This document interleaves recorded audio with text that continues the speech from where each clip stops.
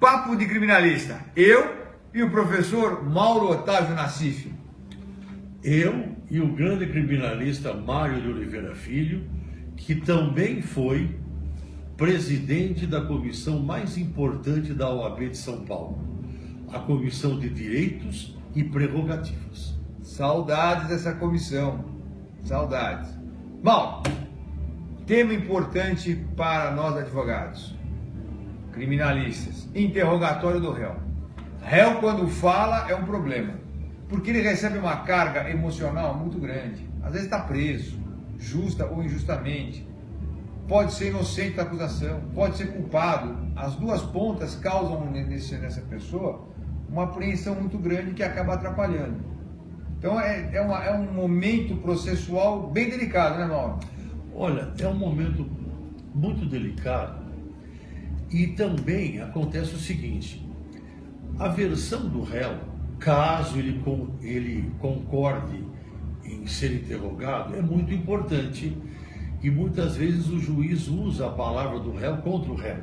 Faz pegadinha. Faz pegadinha. O juiz não pode fazer pegadinha. Faz pegadinha. Então eu quero fazer uma pergunta para você. Tortura mental para conseguir arrancar aquilo que a prova não disse ou a prova já disse. Depois do juiz diz, o próprio réu. Mas então uma pergunta que às vezes numa interpretação pessoal dele, juiz, né? Um enfoque psiquicamente subjetivo pessoal dele. Mas eu quero fazer uma pergunta para você. O seguinte, é verdade que você foi o primeiro advogado do Brasil a se insurgir contra a prerrogativa só do juiz interrogar o réu? Ah, Mauro, é verdade. Isso aí aconteceu no final da década de 70, começo da década de 80. Eu sempre entendi que era um absurdo. Abrir a instrução criminal não produziu prova nenhuma. Você abria com o interrogatório. Ou seja, ficava toda a defesa vinculada a uma palavra que poderia ser modificada ao longo do processo pela própria prova. Então não concordei nunca com isso. E depois, desde aquela época, antes da Constituição de 88, já se dizia que a prova era colhida, né, sob o crivo do contraditório, perguntas e reperguntas das partes do juiz. Por que o interrogatório, que era conceituado como prova, e é até hoje, pouco importa se defesa ou não, mas é prova, por que essa prova específica e importante não tinha crivo do contraditório? Entrei com vários pedidos, habeas corpus, perdi todos, até que participei de algumas comissões da reforma do Código de Processo Penal e acabou redundando, graças a Deus, nessa mudança, né?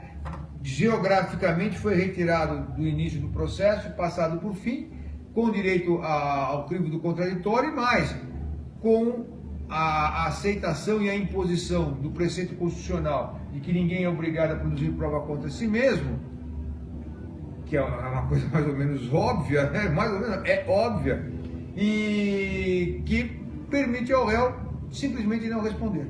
Sim, veja bem, daqui a pouquinho eu vou dar a minha opinião sobre um aspecto de interrogatório, um aspecto. Mas eu quero fazer uma pergunta para você. Não é bem uma pergunta, é um comentário, mas eu quero a sua opinião. E essa questão polêmica, eu quero saber a sua opinião. E essa questão polêmica do advogado do co-réu fazer perguntas para o outro réu.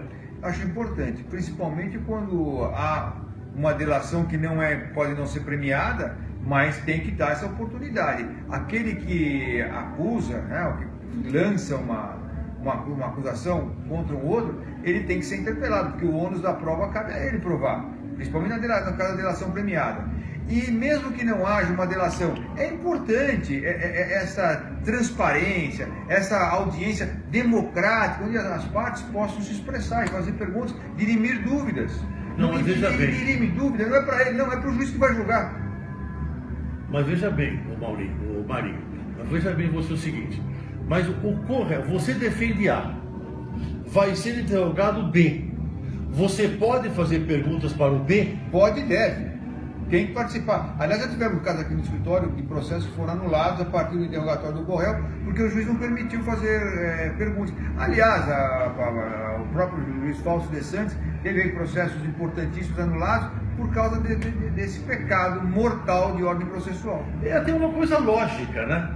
É uma coisa lógica. A coisa é simples, as pessoas complicam. Juiz fazendo pegadinha, promotor vai fazer pergunta para testemunha, porque só falta voar no pescoço da testemunha. Advogado também que não sabe fazer pergunta, começa a ofender a testemunha. Coisa simples que as pessoas se perdem. Não, mas veja bem, quanto a essa questão do defender A e fazer perguntas para o B... Sim, faz parte do processo. É uma coisa tão lógica. Eu não entendo porque alguns juízes até hoje... O Celso de Mello tem um acordo longo sobre isso. No Supremo Tribunal Federal, faz parte da ampla defesa. Alguns dizem... Parte do jogo judiciário, do jogo processual. Alguns dizem, Maria, equivocadamente, de que você defende A, vai ser interrogado B, que o B ficaria constrangido. O processo criminal em si já é um constrangimento. Não é um constrangimento, é a busca da verdade. Sim, quem responde um processo culpado ou inocente está submetido a um constrangimento, principalmente o inocente, até provar sua inocência. Eu acho muito curioso, Mauro, a gente que faz esses comentários, aí vem umas críticas, eu vou ver lá, muitos são advogados, alguns são engenheiros, outros são psicólogos, e mete o pau na gente, que nós estamos defendendo bandido. Não, nós estamos defendendo o seu direito de ser honesto.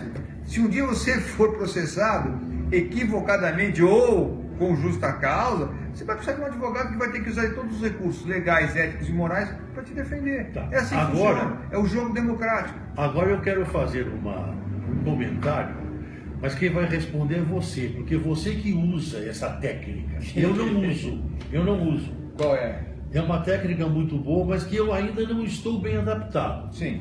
Que história é esta para os nossos colegas? Que história é essa de você levar o interrogatório do réu por escrito? Ah, sim. Você pode explicar isso? Não, é muito simples.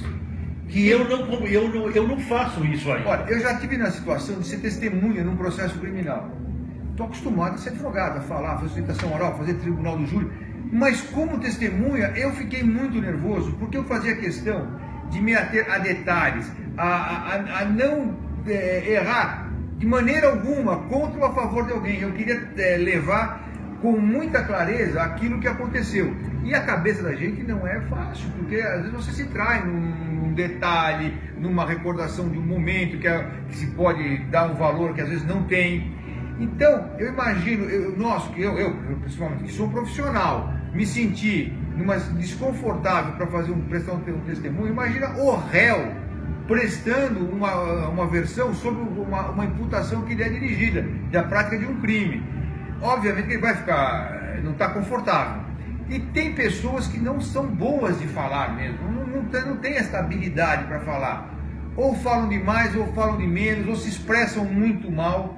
Então, para evitar esse tipo de constrangimento, como é um direito do réu responder ou não responder às perguntas que ele entender necessário responder, seja de quem for, do juiz, do promotor ou do próprio advogado, não quero responder, acabou, é um direito dele que não pode ser interpretado em desfavor dele. Para isso tem a instrução criminal, que é composta pelas testemunhas, pela prova pericial. O juiz nem precisa ouvir o réu, na verdade, para decidir.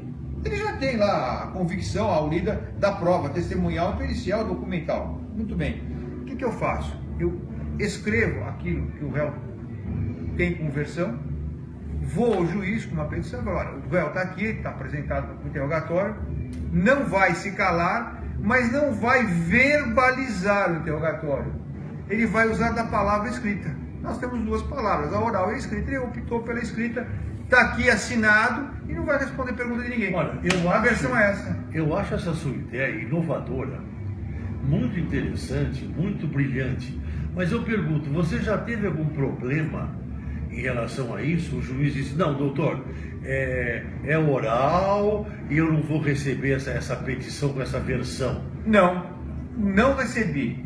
Teve um momento, só um processo em que o juiz colocou que o réu se manteve em silêncio e juntou declarações. Ora, é incongruente. Ele não se manteve em silêncio, ele trouxe a versão dele, por escrito. Qual é o problema? E sabe o que alterou no processo? Nada. Sobre esse tema, eu quero fazer um comentário. Eu já fiz vários júris onde eu orientei o cliente a não responder Eu tive um caso de um jogador de futebol, que eu até ganhei uma solução boa, um privilégio, onde eu orientei não responder as perguntas do promotor e do assistente da acusação. Muito bem. E o juiz, claro que aceitou, o promotor ficou nervoso, Problema dele. Aí perguntaram para mim, mas o doutor Nassif, mas perante os jurados, isso não pegou mal? Pegou bem. Porque depois eu expliquei para os jurados. Por quê? Eu expliquei para os jurados por que ele não respondeu. E o jurado entendeu e deu a minha tese. Acabar com essa história, já ouvi advogado falando que o promotor de justiça é o defensor da sociedade. Não, ele defende o ponto de vista dele como nós defendemos o nosso. É só isso. Ele não é defensor da comunidade. Ele defende o ponto de vista pessoal dele, o entendimento pessoal dele sobre o caso como o nosso. Pode até pedir absolvição. Pode, no júri pode. Bom, a sua dica para o pessoal do júri: nunca passa de 1 minuto. não pode, porque nossos cameramen já estão sinalizando o tempo. A minha dica é muito interessante.